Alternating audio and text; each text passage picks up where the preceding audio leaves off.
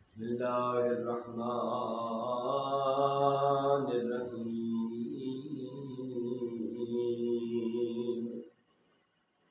اللہم کل ولیک حجت ابن الحسن صلواتک علیہ وعلى آبائه في هذه الساعة وفي كل ساعة وليا وحافظا وقائدا وناصرا ودليلا وعينا حتى تسكنه الزكاة وتمتعه فيها طويلا برحمتك يا ارحم الراحمين.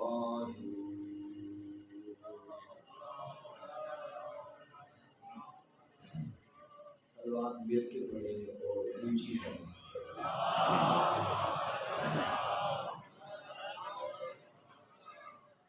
اعوذ باللہ من الشیطان الرجیم. بسم اللہ الرحمن الرحیم. لا حول ولا قوة إلا بالله العلي العظيم. حسبنا الله ونعم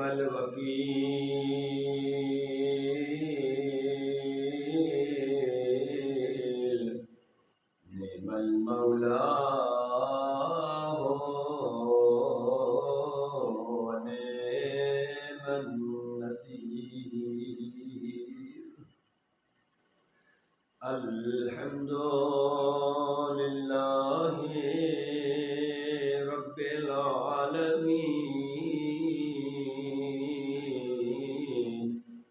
والعاقبة لأهل التقوى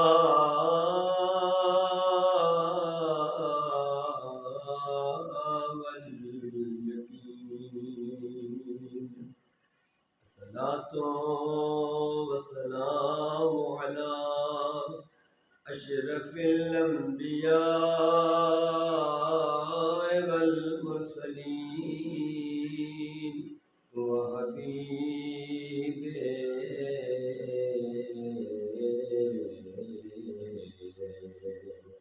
إله العالمين أبي القاسم محمد.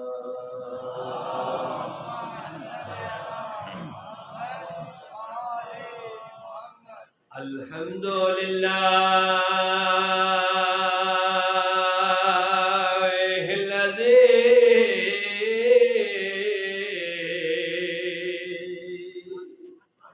جعلنا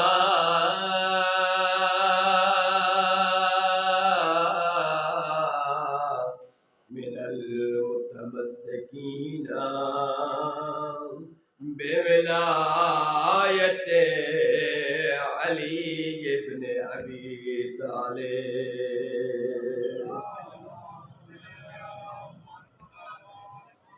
ووزيره وأخيه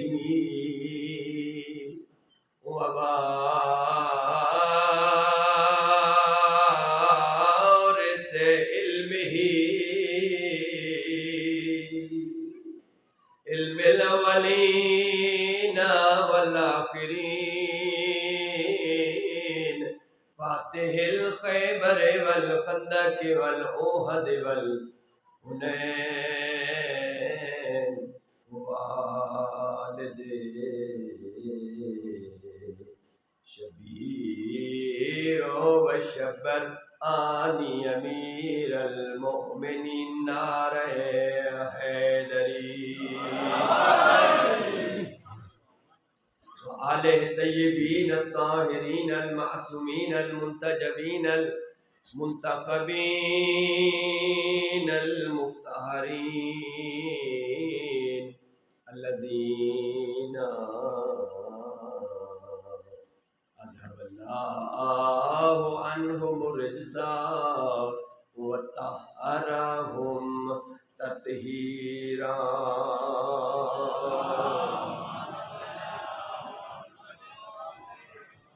أما بعد فقد قال إمام الصادق عليه السلام بسم الله الرحمن الرحيم إذا أذنب الرجل خرج في قلبه نقطة سوداء وإن تاب عن محجت وإن زادت حتى تغلب على قلبه فلا يفلح بعدها أبدا صلوات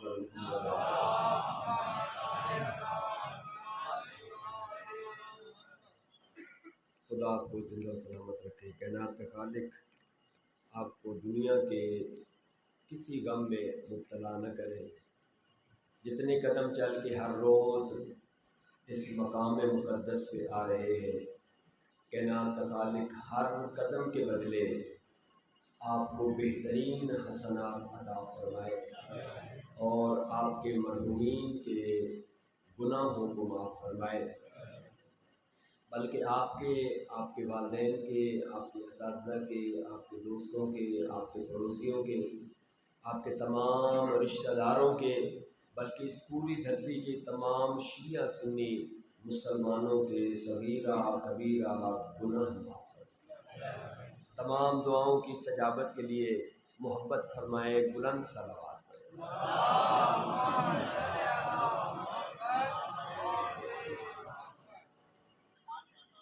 میں نے آپ کے سامنے صادق آل محمد کا ایک بہترین فرمان پیش کیا ہے،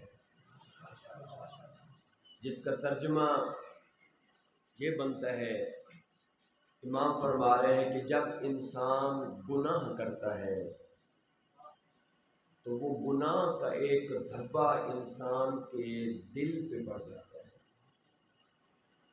اگر کوئی انسان اس گناہ سے کہ جو وہ دھبا بنا ہے جس گناہ کا، اگر توبہ نہ کرے، اس گناہ سے دوری اختیار نہ کرے، تو سبب یہ بنتا ہے کہ وہ دھبا، وہ داغ جو دل پہ بنا ہوتا ہے وہ بڑا ہونا شروع ہو جاتا ہے، اور ایک وقت آتا ہے کہ وہ پورے کے پورے دل کو سیاہ کر دیتا ہے اور انسان نیکیوں سے دور ہو جاتا ہے۔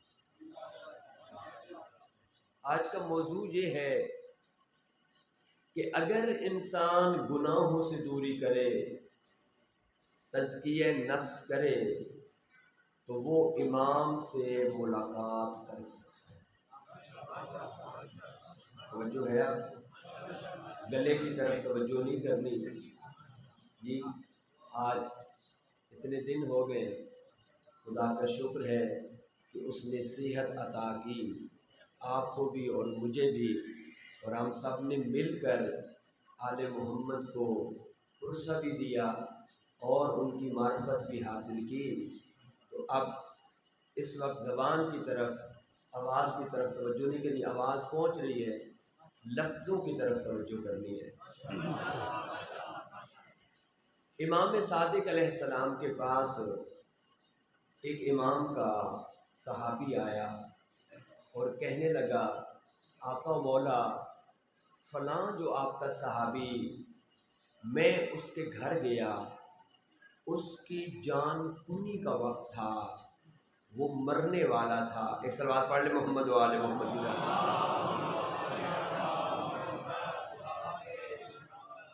جان کنی کی حالت تھی، مر رہا تھا وہ۔ جب میں اس کے قریب گیا، میں نے کیا دیکھا کہ حالت جو جان کنی کی ہوتی ہے وہ بڑی سخت ہوتی ہے۔ فرمایا کہ میں نے دیکھا کہ اس کے چہرے کے اوپر، اس کے رخسار کے اوپر ایک کالا داغ بنا، ایک چھوٹا سا نقطہ بنا۔ تھوڑی دیر کے بعد وہ نقطہ پھیلنا شروع ہوا، اور پھیلتا پھیلتا وہ سیاہ نقطہ وہ پورے چہرے کو اس نے سیاہ کر دیا۔ چہرہ اتنا سیاہ ہو گیا کہ اتنا رنگ کالا نہیں ہوتا، اتنی رات کالی نہیں ہوتی، لیکن اس کی درد اور شدت اتنی زیادہ تھی کہ وہ مومن تڑپ رہا تھا۔ امام نے پوچھا پھر کیا ہوا؟ کہنے لگا پھر مولا اسی مقام پر جہاں پر پہلے کالا نقطہ بنا تھا، اسی مقام پر ایک سرخ نقطہ بنا، اور اس سرخ نقطے نے اس کے پورے چہرے کو سرخ کر دیا، اور حالت یہ تھی کہ اس کا چہرہ آگ سے بھی زیادہ گرم تھا، آگ سے بھی زیادہ سرخ تھا، اتنا سورج بھی سرخ نہیں ہوتا، اور وہ اس کی شدت اور حدت کی وجہ سے تڑپ رہا تھا۔ امام نے فرمایا پھر کیا ہوا؟ مسکرایا مومن، مسکرا کے کہا مولا آقا وہی مقام جہاں پہ پہلے سیاہ دھبا، سیاہ نقطہ بنا تھا، اسی جگہ پہ سرخ نقطہ بنا، اب پھر ایک سفید نقطہ بنا اس مقام پر، اور پھر اس کے پورے چہرے کو اس نے سفید کر دیا، اور اتنا سفید ہو گیا کہ اتنا دودھ اور اتنا چاند بھی سفید نہیں ہوتا، اور مولا وہ مسکرا رہا تھا، اور اسی حالت میں اس نے اپنی جان اپنے رب کو دے دی۔ امام کی آواز آئی، خدا نے اس کے تمام کے تمام گناہوں کو معاف کر دیا۔ سوال کیا اس مومن نے، مولا یہ سیاہ دھبا یہ کیا تھا؟ وہ سرخ نقطہ کیا تھا؟ اور پھر سفید کیا تھا؟ امام نے فرمایا کہ اے میرا ماننے والا، اس نے زندگی میں ایک مرتبہ شراب پی تھی، پروردگار عالم نے اسی جہان پر اس کا امتحان اور اس کا عذاب اس کے اوپر نازل کیا، اور اس کے چہرے پر پہلے وہ سیاہ پھر وہ سرخ، اور جب سفید دھبا بنا تو اس کا مطلب ہے اس کے تمام گناہ معاف ہو گئے۔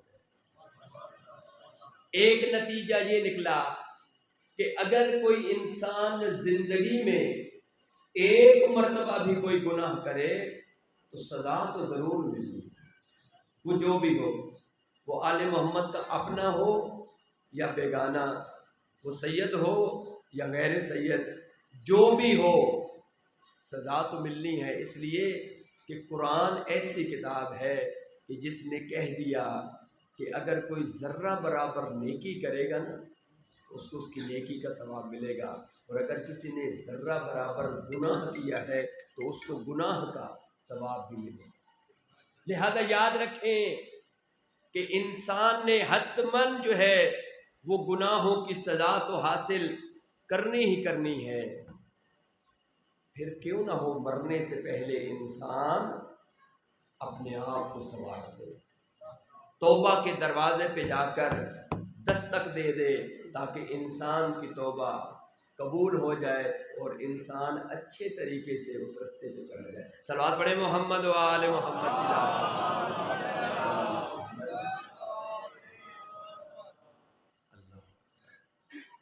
امام علی مرتضیٰ نہج البلاغہ میں ارشاد فرماتے ہیں، اغتنموا الفرص فإنها تمر مر السحاب۔ اے لوگو، جو یہ وقت ہے نا، اس کو غنیمت شمار کرو، اس فرصت کو غنیمت شمار کرو۔ یہ وقت ایسا ہے جیسے بادل گزر جاتے ہیں، وہ واپس نہیں آتے، یہ وقت بھی ایسا ہی ہے، یہ واپس نہیں آئے۔ میں آپ سے سوال کروں، بتائیں، جو اس ماہ محرم سے پہلا مہینہ تھا جسے ذی الحج کہتے ہیں، آیا اس محرم کے بعد وہ آ جائے گا؟ نہیں، اس کے بعد جس مہینے نے آنا ہے وہی آئے گا۔ جو کل کا دن گزر گیا ہے، کیا آج اسے آپ حاصل کر سکتے ہیں؟ مال و دولت دے کر، اپنی پوری طاقت لگا کر کچھ نہیں کر سکتے، اس لیے کہ جو وقت گزر جاتا ہے وہ پھر ہاتھ نہیں آتا۔ امام فرماتے ہیں وقت کو غنیمت شمار کرو۔ میری نوجوان نسل جو اسکول، کالج، یونیورسٹی میں پڑھتے ہیں، ان کے لیے یہ واقعہ پڑھنے لگا۔ یاد رکھیں، وقت پھر ہاتھ میں نہیں آئے گا۔ یہ بزرگوں کی مدد فرمائیں، ان کو بیٹھنے کی جگہ عطا فرمائیں۔ صلوات پڑھیں محمد و آل محمد کی ذات پر۔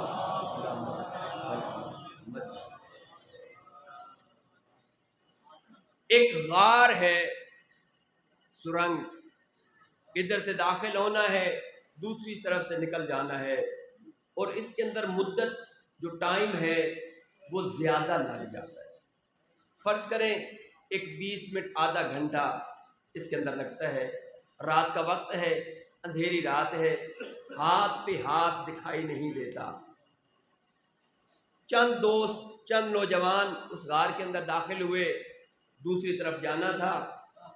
جو پہلا شخص تھا، آگے آگے، توجہ ہے نا، جو آگے آگے شخص ہے، اس کے پاؤں میں کوئی چیز چبھی، اس کے پاؤں میں کوئی چیز چبھی، توجہ نہیں کی۔ دوسرے قدم کے نیچے کوئی چیز آئی، اس کے نے کوئی چیز چبھی، توجہ نہیں کی، آگے چلتا گیا۔ آخر آدھے گھنٹے کا سفر تھا، 20 منٹ کے بعد وہ غار سے نکلا اور غار کو پار کر گیا۔ لیکن اس کے پیچھے جو نوجوان تھا، جب اس کے پاؤں میں کوئی چیز چبھی تو اس نے وہ اٹھا لی۔ دوسری چیز چبھی، ایک کپڑے کے اندر، ایک رومال کے اندر، اس کو رکھنا شروع کر دیا۔ تھا تو اندھیرا، وہ یہی سمجھ رہا ہے یہ کوئی پتھر ہے، جو نوکیلا پتھر ہے، یہ میرے پاؤں میں چبھ رہا ہے، میرے کسی اور دوست، میرے کسی اور بھائی، میرے کسی اور مسلمان بھائی کے یہ پاؤں میں چبھے گا، وہ زخمی ہو جائے گا۔ چلے میں جا بھی رہا ہوں، اس فرصت سے استفادہ کروں اور یہ اٹھاتا جاؤں، باہر جا کر اسے پھینک دوں گا۔ ایک ایک کر کے وہ پتھر اٹھاتا گیا اور ایک کپڑے کے اندر اسے جمع کرتا گیا۔ 20 منٹ کے بعد اس نے غار کو جب عبور کر لیا، چاہتا ہے ان پتھروں کو پھینکے، جب غور کیا دیکھا تو وہ سارے ہیرے ہیں، وہ سارے ہیرے ہیں۔ اپنے دوستوں کو بتایا، اے میرے بھائیوں، یہ جو ہمارے پاؤں میں چیزیں چبھ رہی تھیں، آپ نے تو نہیں اٹھائی، میں نے اٹھا لیے، یہ سوچ کر کہ یہ پتھر نوکیلے ہیں، کسی کے پاؤں میں چبھ جائیں گے۔ یہ دیکھو خدا نے مجھے غنی کر دیا، دیکھو خدا نے مجھے کتنی مال و دولت عطا کی۔ وہ جو پہلے تھے وہ افسوس کر رہے تھے، یہ خوش کھڑا تھا، اس لیے کہ اس نے فرصت سے استفادہ کیا۔ دوسری مثال، آپ نے اور میں نے بھی کئی دفعہ تالاب کے اندر، کھڑے پانی کے اندر پتھر پھینکے ہیں۔ آپ نے پھینکے بیٹا؟ شاباش۔ اگر پتھر پھینکے پانی کے اندر تو کیسی آواز آتی ہے؟ ایسے نہیں، منہ سے بولے، یہ تو اشارہ ہے، گھڑوم، ایسا ہی ہوتا ہے، ایک آواز آتی ہے، ایک صدا نکلتی ہے، جو بھی آواز ہو، گھڑوم، مثلا مثال دے رہا ہوں۔ ایک نوجوان ہے جو نہر کے کنارے، جو تالاب کے کنارے بیٹھا، اس کے اندر اسی طرح پتھر پھینک رہا ہے اور ایک آواز آ رہی ہے۔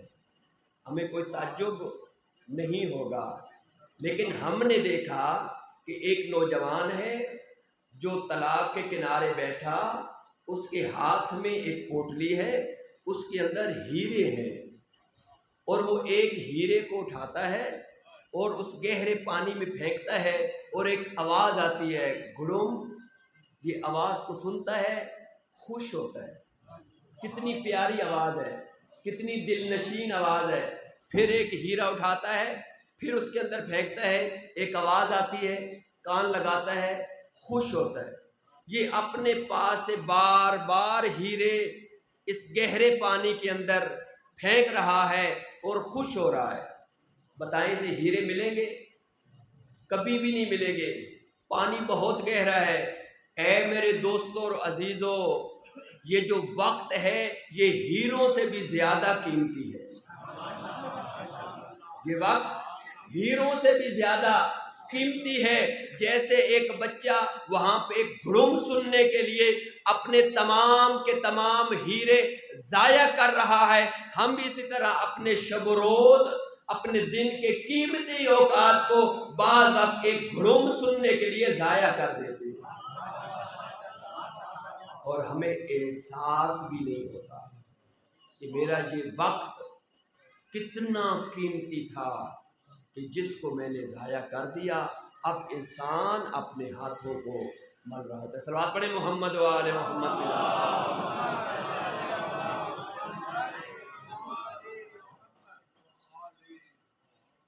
جو نفس کی پاکیزگی ہے نا، استفادہ کریں اس زمانے سے۔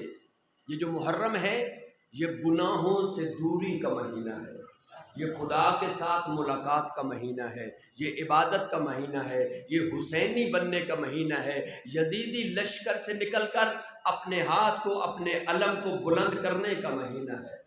آ جاؤ حسین کے رستے پر۔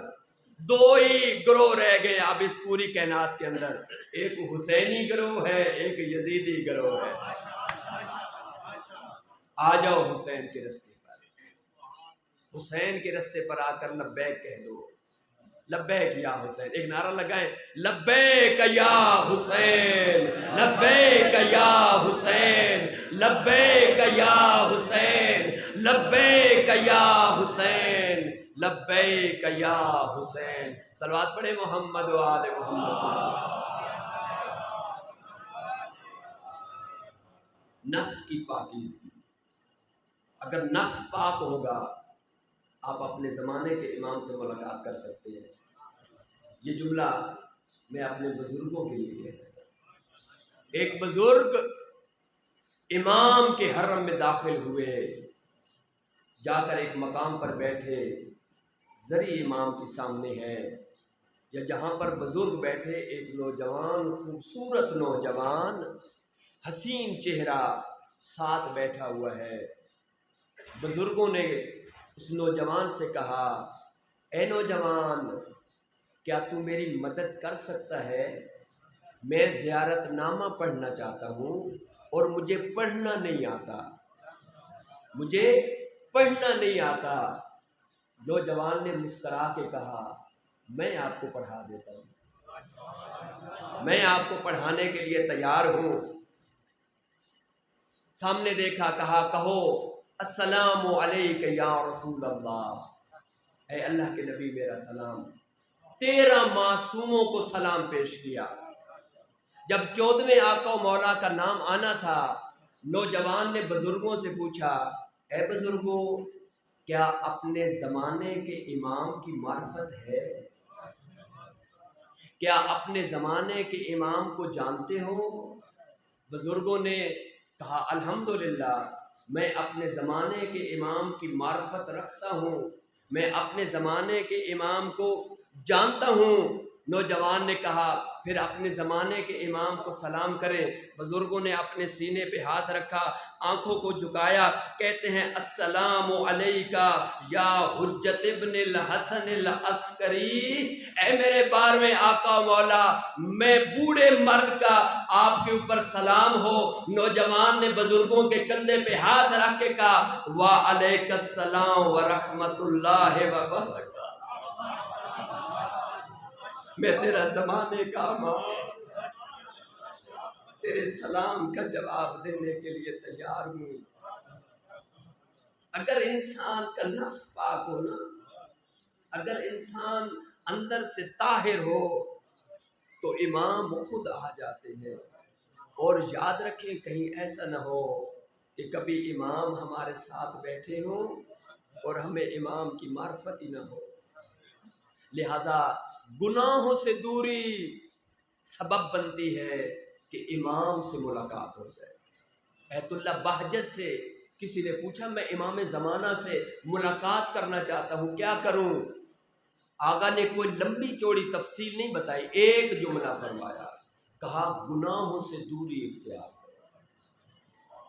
نماز پڑھو یا نہ پڑھو، روزہ رکھو یا نہ رکھو، وہ تو تمہارے واجبات ہیں، وہ تو تم نے ادا کرنے ہی کرنے ہیں، لیکن اگر گناہوں سے دوری کرو گے نا امام تمہارے قریب آئیں گے۔ لیکن اگر تم نے گناہ کر دیے تیرا دل سیاہ ہو جائے گا، امام سے ملاقات نہیں کر پائے گا۔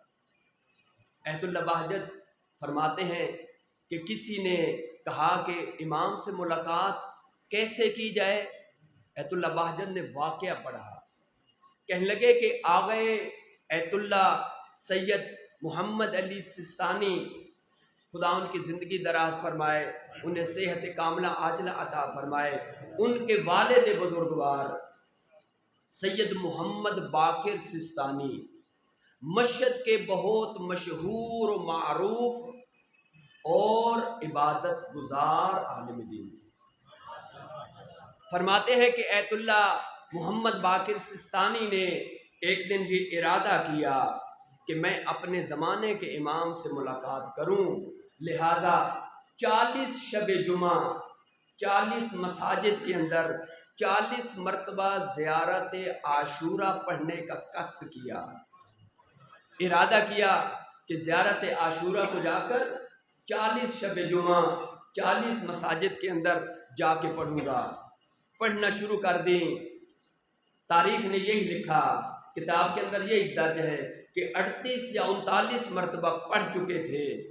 رات کا وقت ہے، عبادت میں مشغول ہیں، یا باہر نگاہ گئی ایک نور نظر آیا۔ اپنی عبادت کو ختم کرنے کے بعد مسجد سے باہر نکلے، نور کی طرف چلنا شروع کیا۔ وہ نور گھماتا ہوا ایک گلی میں لے کے گیا، اور گلی میں سے ایک گھر ہے، اے میری ماں اور بہنوں توجہ کرنا، آپ کے لیے یہ کہہ رہا ہوں، ایک گھر کے اندر سے نور برآمد ہو رہا ہے۔ سید محمد باقر فرماتے ہیں کہ میں اس گھر میں داخل ہو گیا۔ جب گھر میں داخل ہوا کیا دیکھا ہے؟ میرا زمانے کا امام ہے اور ایک میت ہے، اس میت کے سرانے بیٹھے ہیں۔ میں نے اپنے زمانے کے امام کو سلام کیا، مولا میں باقر کا سلام ہو؟ جواب ملا، میں نے کہا مولا مجھے 40 شب جمعہ ہونے والی ہیں، آپ سے ملاقات کرنے کے لیے یہ میں نے عمل شروع کیا ہے، الحمدللہ آج آپ سے ملاقات ہو گئی ہے۔ امام نے اور بھی باتیں کی، لیکن اس کی ایک بات کا یہ جواب دیا، اے باقر 40 شب جمعہ زیارت عاشورہ پڑھنے کی ضرورت نہیں ہے کہ تو مجھ سے ملاقات کر، اگر چاہتا ہے مجھ سے ملاقات کرنا تو یہ جو میت ہے یہ ایک خاتون کی میت ہے، ایک مستور کی میت ہے، اس کی طرح بن جا۔ اللہ اکبر، اس خاتون کی طرح بن جا، میں حسن کا بیٹا تیری ملاقات کے لیے خود آ جاؤں گا۔ باقر سستانی فرماتے ہیں مولا فرمائیں اس عورت کی خصوصیت کیا ہے؟ امام نے فرمایا کہ جب ایران کے بادشاہ نے پردے کے اوپر پابندی لگا دی کہ کوئی بھی خاتون اگر حجاب کر کے آئے گی اس کی چادر اتار دی جائے گی، یہ خاتون 7 سال، ایک دو نہیں 7 سال اس لیے اپنے گھر سے باہر نہیں آئی کہ تاکہ میں بد حجاب نہ ہو جاؤں، کوئی کمینہ میری چادر نہ اتار لے۔ اس نے جہاد کیا ہے حجاب کے ساتھ۔ میں رسول کا بیٹا اس کا نماز جنازہ پڑھانے بھی آیا ہوں اور اس کی تلقین بھی پڑھ کے جاؤں گا۔ اے عزادارو، اے مومنین اندازہ لگاؤ، اگر ہمارا زمانے کا امام ہماری طرف اتنی توجہ رکھتا ہے کہ ایک ایک لحظے کی اسے خبر ہے، تو اگر ہم پورا مہینہ ماہ محرم کا حسین کے اوپر آنسو بہا کر اپنے زمانے کے امام کو پرسہ دیں گے تو کیا امام ہم سے راضی نہیں ہوں گے؟ حتماً امام نے فرمایا پھر تمہیں مجھے بلانے کی ضرورت نہیں ہے، میں خود چل کے تیرے پاس آ جاؤں۔ اگر چاہتے ہیں کہ ہمارا زمانے کا امام آ کر ہمارے ساتھ ملاقات کرے، آ کر ہمارے ساتھ کھانا کھائے، تو ایک عمل بتانا چاہیے۔ ایک مردوں کے لیے عمل، ایک بچیوں کے لیے عمل۔ جب جمعے کا دن آئے نا، کیونکہ روایت یہی کہتی ہے میرا آقا مولا جمعے والے دن ظہور کرے گا۔ جب جمعے والا دن آئے نا تو اپنے بچوں کو کہیں جب ظہر کا وقت ہو، بچوں کو کہیں بچوں دسترخوان لگاؤ تاکہ مل کے کھانا کھائیں۔ جب دسترخوان لگ جائے نا تو ایک خالی پلیٹ رکھ دینا اور تھوڑی دیر کے لیے، ایک لحظے کے لیے اپنے سر کو جھکا کے بیٹھ جانا۔ بچے پوچھیں گے بابا یہ جو اس طرف ایک خالی پلیٹ ہے یہ کیوں رکھی ہے؟ آیا کسی نے آنا ہے؟ تو آپ کہیں ہاں بیٹا آج ہے جمعے کا دن اور میرے آقا مولا کے ظہور کا دن ہے۔ ہو سکتا ہے میرا زمانے کا امام آ جائے، میں چاہتا ہوں کہ یہ پلیٹ میرے امام کے لیے ہو، امام ہمارے ساتھ مل کے کھانا کھائیں۔ لیکن اے عزادارو، امام کس کے گھر میں آئیں گے؟ جس کے برتن بھی پاک ہوں گے، جس کی وہ چٹائی بھی پاک ہوگی، جس کا مال بھی پاک ہوگا، اس کے گھر امام آ کر اس کے دسترخوان پہ بیٹھ کے کھانا کھائیں گے۔ اے میری بچیوں، اے میری بیٹیوں، آپ کے لیے ایک جمعے والے دن آپ نے عمل کرنا ہے۔ مائیں اپنی بیٹی سے کہیں بیٹا پورا ہفتہ میں صفائی کرتی ہوں لیکن آج جمعے والے دن تو صفائی کر۔ بیٹی پوچھے گی اے میری اماں آج کے دن میں کیوں صفائی کروں؟ تو اپنی بیٹی کو بتاؤ آج تیرے زمانے کے امام کے ظہور کا دن ہے، ہمارا گھر گندا نہیں ہونا چاہیے۔ اگر ہمارا پاک گھر ہوگا، ہمارا طاہر گھر ہوگا، ہو سکتا ہے زمانے کا امام ہمارے گھر میں تشریف لے کے آئے، ہمارا گھر امام کی وجود سے منور ہو جائے۔ آیا ایسے ہم اپنے بچوں کی تربیت کر رہے ہیں کہ اپنے زمانے کے امام کے سپاہی بنائیں، اپنے زمانے کے امام کے غلام بنائیں؟ نہیں دوستو، عزیزوں اور بزرگوں، کوشش کریں اپنے بچوں کے اندر معرفت آل محمد، معرفت امام زمانہ کو اس قدر اجاگر کریں کہ وہ امام زمانہ کے سپاہی بنتے ہوئے نظر آئیں۔ صلوات پڑھیں محمد و آل محمد۔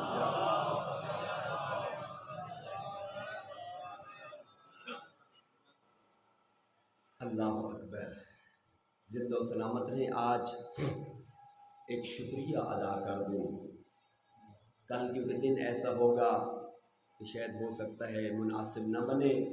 میں یکم محرم سے لے کر آج 9 محرم تک جتنے میرے خدمت گزار اس مدرسے کے معاونین، اساتذہ کرام، خود قبلہ جوادی صاحب، اسی طرح وہ مومنین کہ جو ہر روز بر وقت بھی آئے اور بہت سارا حصہ چندے کی شکل میں، انتظامات کی شکل میں، عطیات کی شکل میں جو ان برادران کے ساتھ تعاون کرتے رہے، اور مجلس مظلوم کربلا میں آ کر ہم ذکر مصیبت سنا، ہم فضیلت اہل بیت سنی۔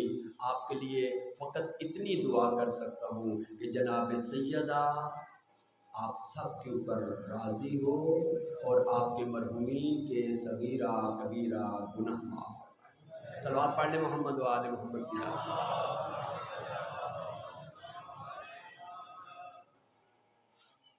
روتے تھے حسین جب اپنا نانا دنیا سے چلا گیا، بچپن تھا میرے مولا حسین کا، اور نانا سے محبت اتنی زیادہ تھی کہ جب بھی نانا کو نماز کی حالت میں دیکھتے، کبھی پشت پہ آ جاتے، نانا کو بیٹھا ہوا دیکھتے نانا کی گود میں آ جاتے۔ بہت محبت تھی حسین مولا کو اپنے نانا رسول اللہ سے، اور جب نانا کا انتقال ہو گیا ہر روز روتے تھے نانا کے غم میں۔ اللہ کو حسین کا رونا پسند نہیں آیا، آخر اللہ نے حسین کو علی اکبر جیسا بیٹا عطا کیا۔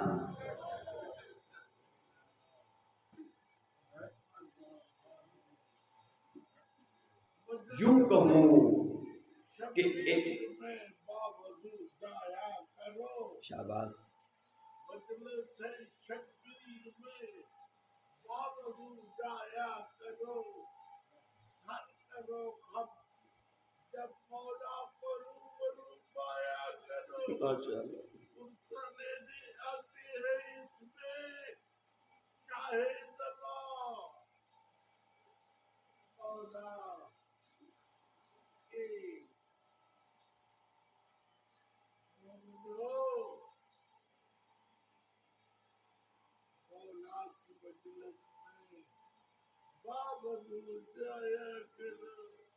صلوات پڑھیں محمد و آل محمد۔ اپنی عقیدت کا اظہار کر رہے تھے بزرگ کہ مجلس میں باوضو جایا کرو۔ ربائی پوری انہوں نے پڑھی، میں بھی التماس کروں گا جب بھی آل محمد کی مجلس میں، ماتم میں، عزاداری میں جاؤ، کبھی بھی بغیر وضو کے نہ جانا، طہارت کے ساتھ جایا۔ حسین روتے تھے اور خدا نے حسین کو ایک دفعہ نانے کی شکل علی اکبر کی صورت میں عطا فرما دی۔ جب بھی اپنے نانا کا چلنا یاد آتا، علی اکبر کو چلتا ہوا دیکھتے نانا یاد آ جاتا، علی اکبر کو بیٹھا ہوا دیکھتے نانا یاد آ جاتا، علی اکبر کو بولتے ہوئے دیکھتے نانا یاد آ جاتا، اور علی اکبر کو عبادت کرتے ہوئے دیکھتے نانا کی عبادت یاد آ جاتی۔ عزادارو، جناب علی اکبر کی عمر 18 سال، میرے آقا مظلوم کربلا کی عمر 57 سال۔ آ کھڑا ہوا سامنے اور یہی کہہ رہا ہے، بابا حلی رخصا، کیا بابا اب مجھے اجازت دیں گے تاکہ میں آپ کے نانا کے دین پہ جا کر اپنی جان نچھاور کروں؟ شاباش شاباش، خدا سوائے غم مظلوم کربلا کوئی غم نہ دکھائے۔ اکبر کو دیکھا میرے مولا نے سر سے لے کر پاؤں تک۔ اکبر کے لیے موت کی اجازت لینا آسان تھی، لیکن اکبر کا یہ کہنا بابا مجھے موت کی اجازت دے، یہ حسین کے لیے بڑا سخت تھا۔ اکبر جا میرے نانا کے دین پر اپنی جان کو نچھاور کر۔ یہ پہلا شہید ہے کہ جس کو امام حسین لے کر خیموں میں آئے اور آ کر اپنی ماں اور بہنوں کے سامنے امام نے کہا اکبر میدان کو جانا چاہتا ہے۔ سب بیویوں نے آ کر الوداع کرنا شروع کیا، ہر بیوی مل رہی تھی، بین کر کے کہہ رہی تھی اکبر ہمیں کس کے سہارے چھوڑ کے جا رہا ہے۔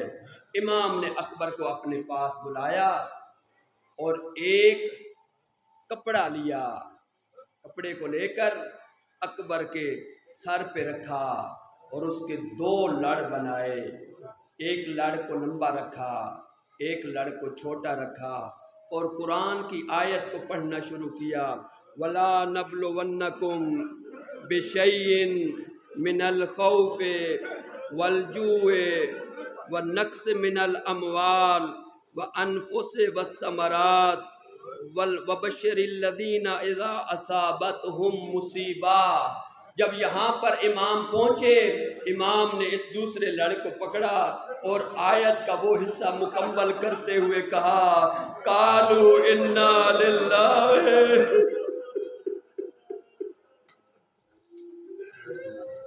قالوا انا للہ وانا الیہ راجعون۔ جب بیویوں نے یہ حالت دیکھی فوراً رو رو کے کہتی ہے، واہ محمد، واہ علی، واہ غربتا، واہ اکبر۔ بین کیو بیویوں نے، اکبر ہمیں کس کے سہارے چھوڑ کے جا رہا ہے؟ 7 الوداع ہیں جناب اکبر کے، بس 2 سن لیں، طاقت اور ہمت ساتھ شاید نہ دے۔ ایک دفعہ اکبر آئے گھوڑے پر